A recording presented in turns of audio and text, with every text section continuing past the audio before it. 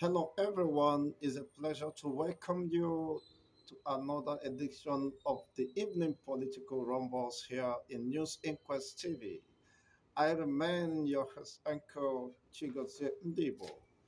In today's highlights, we shall be looking firstly at the very sensitive statement opposition, of course, made known to the public by a most respected and a symbol of Yoruba strength, the Kakanfo of Yoruba, is no other person than Gani Adams, who, of course, represent the custodian or the warlord of the Yoruba nation.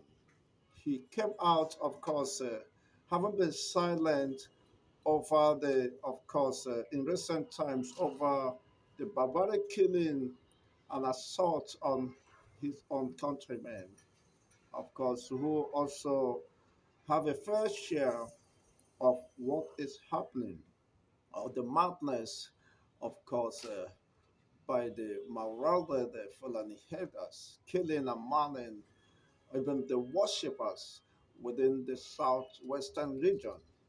He has come up to make his position known, even in the light of the current realities, where, of course, the proponents of the Yoruba nation, agitation of the Yoruba nation, have been able to sign over 5 million petition or register in a way, of course, of registering their dissatisfaction and, of course, discontentment in what is happening in Nigeria.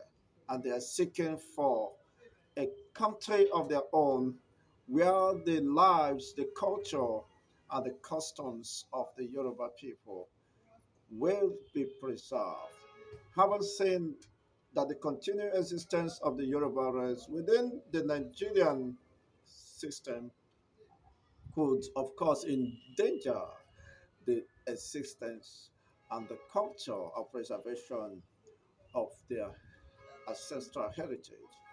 Of course, he came up to make this assertive and very passionate statement that, of course, Nigeria every may break every moment from now. The possibility of the Nigerian the solution of the Nigerian state is very imminent. That is his statement, that Nigeria may break very soon.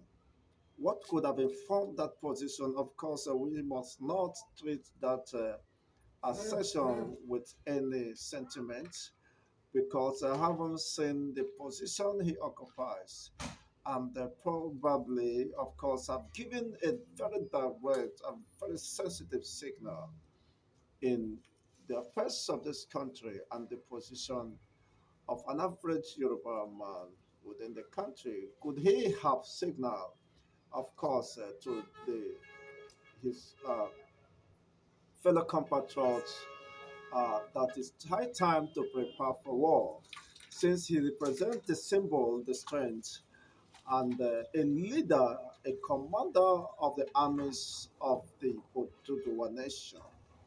For him to have come to make such a session, even in this very critical time, when almost all the ethnic nationalities are very apprehensive and have made their position known as well, that the continued existence of each ethnic nationality within the Nigerian system will no longer be said to be in the interests of anyone. What could be your own position in respect to this statement coming from a very notable and highly placed personality who represent the symbol of warlord in Yoruba nation? I may want to have your own comment, your own reaction or response in respect to this.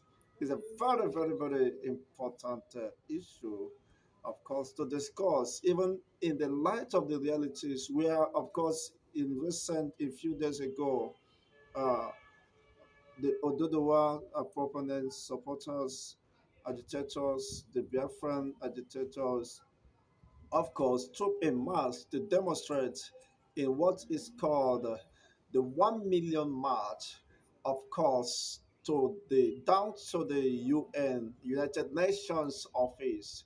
They are in Switzerland, and I think that is also a very notable landmark, a very commendable one, and of which the entire world is now in aware, is of course is living in that consciousness that there are people who do not feel safe or secured, of course, within the Nigerian space, who of course are calling and clamoring for the attention of international communities to come to their aid, having, of course, suffered so many casualties, brutality, subjugation on the part of the said Nigerian government or Nigerian system, which have not in any way, since independence, fostered any uh, coexistence,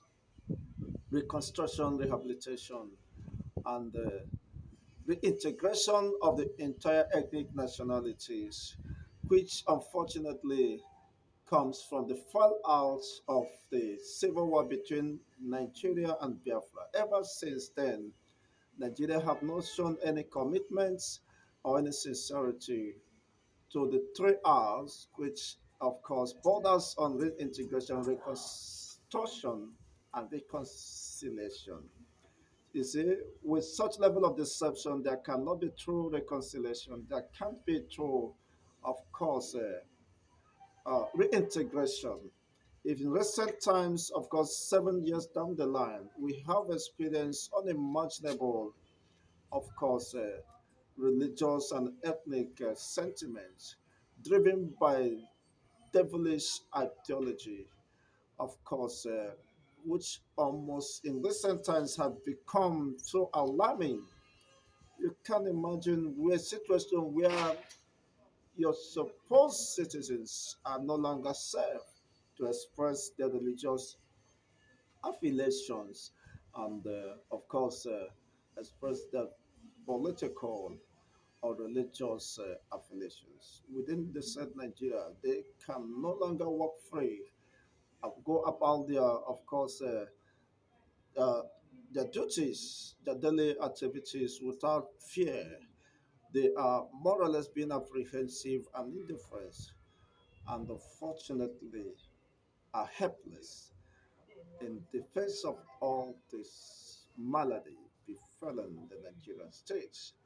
And if he has come to say that, of course, Nigeria will soon break up, the days of Nigeria is numbered.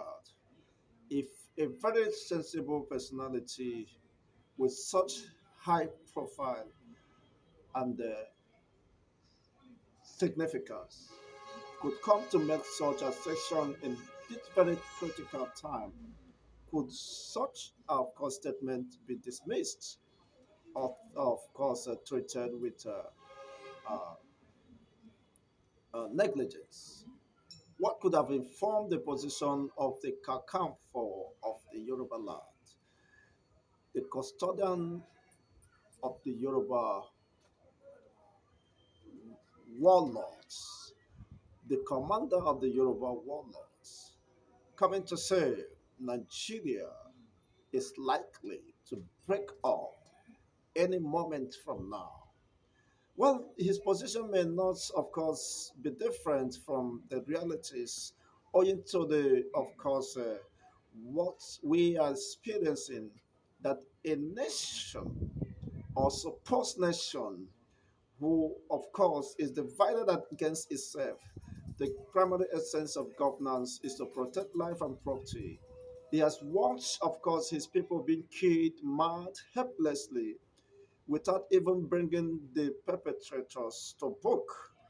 And he, of course, decided, of course, not to bottle his pain or his affections with respect to this government or dispensation who has not done anything, of course, or in no way committed to the safety of the lives and property of the supposed Nigerian citizens.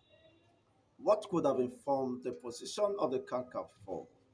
Is it in line with the, of course, the register or petition, over 5 million petition that had been endorsed by the Yoruba agitators, of course, to express their dissatisfaction and willingness to move or to secede from the Yoruba nation, from the Nigerian country, and form, of course, their own nation in a bid to preserve the life, of course, and the cultural heritage of the Yoruba people, which, of course, had been threatened by the invasion of the Yoruba people and have been by the invasion of the Fulani marauders who might kill, invade, and destroy anyone they found on their way, and also uh, without any confrontation,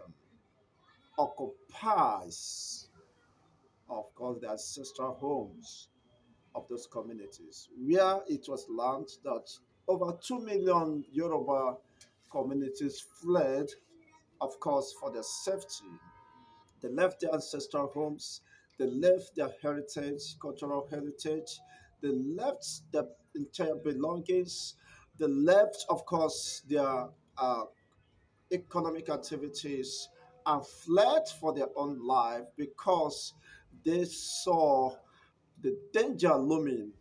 And for them to be preserved, they have to scurry for safety in Benin Republic and other regions where they can find, of course, safe for them and their children. It's quite unfortunate. And ever since they left, nothing seems to have been done, of course, to bring them back to their ancestral abode. But rather still, of course, more people have been chased away, have been chased out of their ancestral homes and communities. And the current dispensation or the current government appears to be indifference or of or better still, their body language suggests that there could be, of course, an accomplice to what is happening. Why is it that the killing remains unabated and the supposed killers are nowhere to be found at large? After invasion, they will not be caught. They will escape to their safe havens, where particularly, and who exactly is shielding them?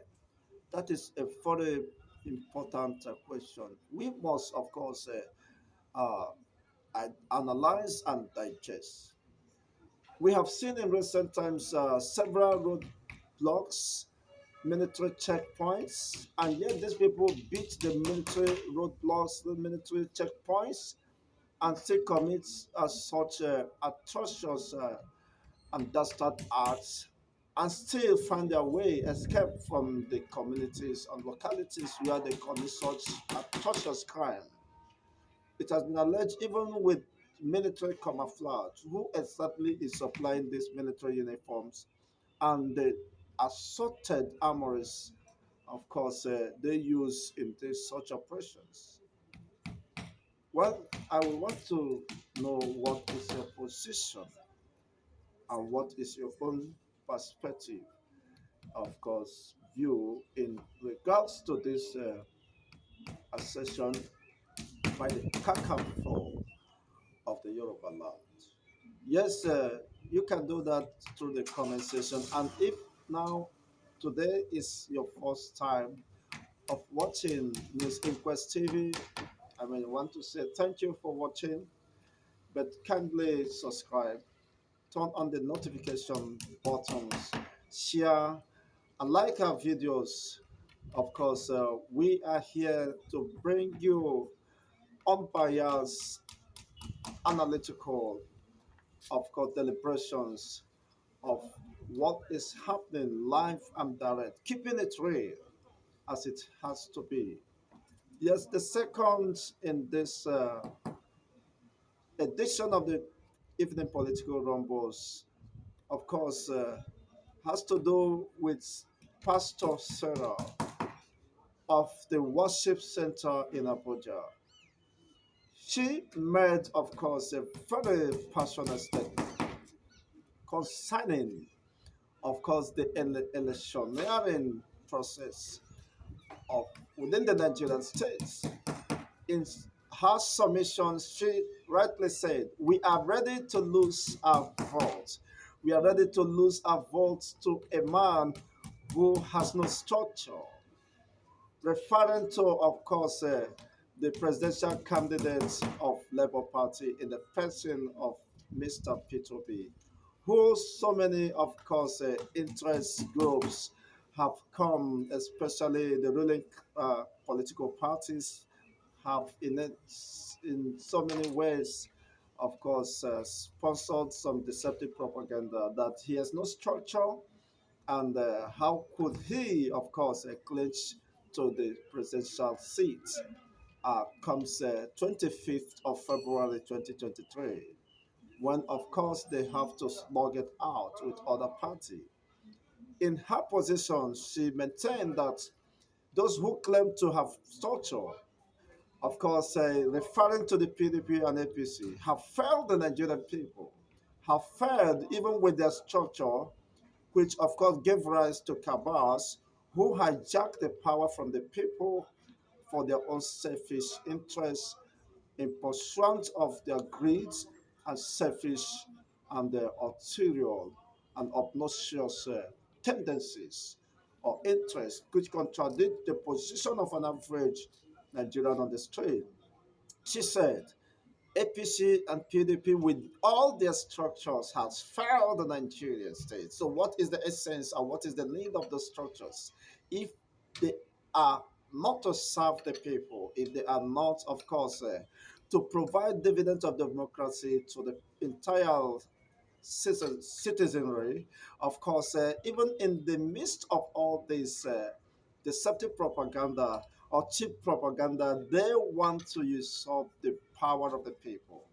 With all your structures, you've not been able to provide light to the people. The entire country is, of course, there is power outage. You cannot provide accessible road to the people with all your structures. You have not provided job for the teeming population of the Nigerian citizens who are predominantly youths, you see, who are roaming the streets of the Nigerian state without any source of meaningful livelihood. That's why, of course, crime is at increase. Then what is the essence of the structures you claim to have? When, of course, nothing, no impact, positive impact has been made, of course, to justify the structure you claim. You people have rather made life most miserable for the entire Nigerian populace, who, of course, at this time has given up with all your deceptive propagandas.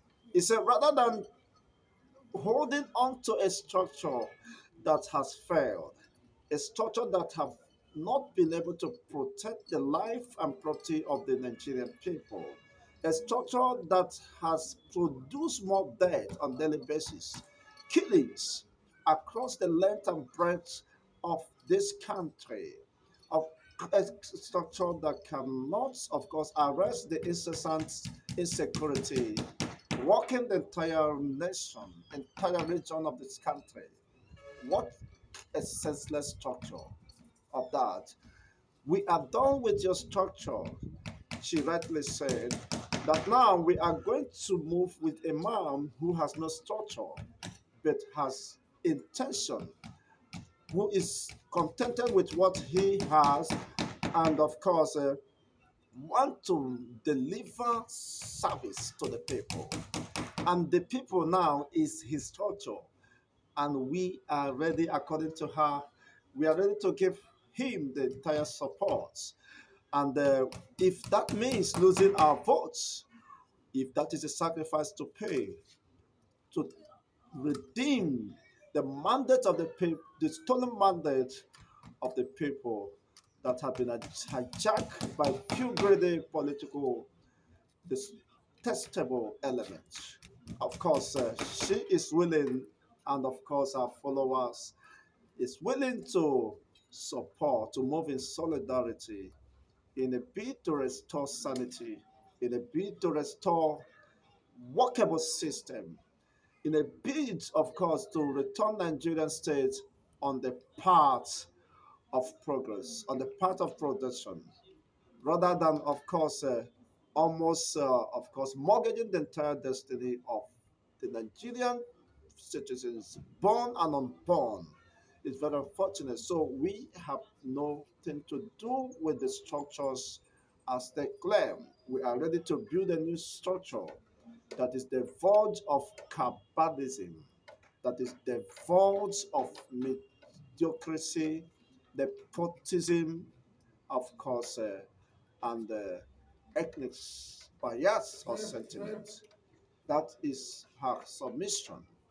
What could be your own view in respect to that submission made by Pastor Serah of World Worship Center Abuja? Could you agree with that position, or could you have any different position in respect to that? Yes, let's of course have that in the comment section. Please don't forget to like our videos and share it widely. Let people see what is happening. The position of Kakamfo of the Yoruba race, of the Yoruba nation, and of course, that submission made by Sarah, Pastor Serah, at this time, urging his entire members to go for their PVC, that it is time to change the narrative. It's time to end the money back politics, which have not left anyone, of course, better ever since, of course, democracy was, of course, introduced since 1999, where, of course, people have not felt the positive impact of governance, where Nigerian populists have been subjected to such level of cruelty, such level of backwardness, retrogression having nothing to, of course, show for it as a supposed citizen. Where most of our Nigerian living in diaspora, of course, enjoy some palliative from the government, enjoys, of course, tax rebate. I know of course, of one of the diasporans who said that they enjoy tax rebate at the end of the year. And the other incentive, over 5 million was given to him and his wife and the children. You can imagine something you cannot benefit from your own country as a Nigerian. Other nations and nationalities, where you run to, or where you, of course, for greener pasture, because you understood that your supposed country cannot afford to give you such opportunities. But you find those opportunities in a strange land. And it is very unfortunate, it's very pathetic. And can we allow such to continue?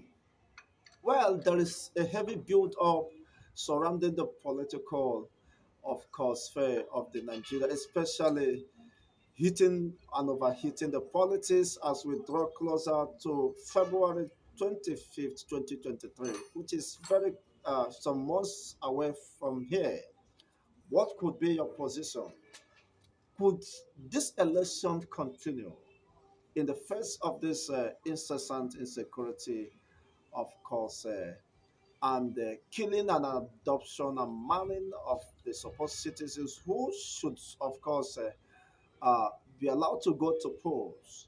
You see, of recent, the attack has been extended to Kaduna, where, of course, yesterday Two Catholic churches were attacked in Kaduna State, where they left several people dead, and of course, scores of people were adopted. Several scores of people were adopted, and their whereabouts is yet unknown. In the current reality, what is the government of Kaduna State doing? What Kaduna State has the highest military formation in Nigeria. You have the headquarters of the Navy, the Nigerian Defense Academy, the Nigerian, of course, maritime or whatever is cited in Kaduna. What about the surveillance, the area surveillance? What about the intelligence gathering? Does it mean that even the DSS are not aware that such obnoxious and dastard act could be carried out by some disgruntled and irresponsible elements? Or are they waiting, of course, for the damage to be done before they start ranting and wagging of mouths? And it's very unfortunate. We have lost the essence of humanity. We have lost the essence of our existence as a people, and we are more or less to be considered as a jungle where there is anarchy, where there is barbaric tendencies, and where even the supposed government is not taking responsibility of its own failure to protect life and property, and also engender, of course, the economic revival. How can you expect economic revival in the midst of this height of insecurity rocking the entire region?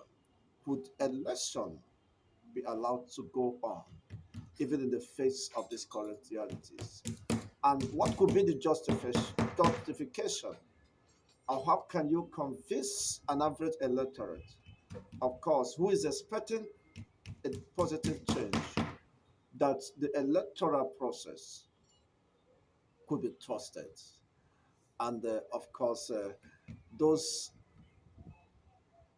power torso and drunk personalities could not hijack the electoral process, of course, to their own favor.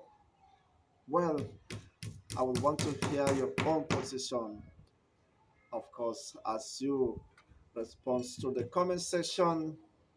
Is an exciting moment. We shall keep you updated in respect to, of course, the political happenings across the Nigerian states and the response and reaction of people as times continue to unfold. Meanwhile, remain safe and stay safe wherever you may find yourself until, of course, we meet again. Well, my condolences to those victims of the families of the victims of the Catholic Church attack yesterday. But we cannot continue and watch our people being killed at the mercy of sacrifice. We cannot continue to watch people, of course, being deprived their rights to life and their rights to religious and political affiliations on the basis of sacrifice. We must hold the Nigerian state accountable whatever happens. But how soon will the law, of course, international criminal courts and international communities begin to pay sincere attention and critical attention to the happenings within the Nigerian state? But don't forget, humanity is being endangered within the Nigerian space.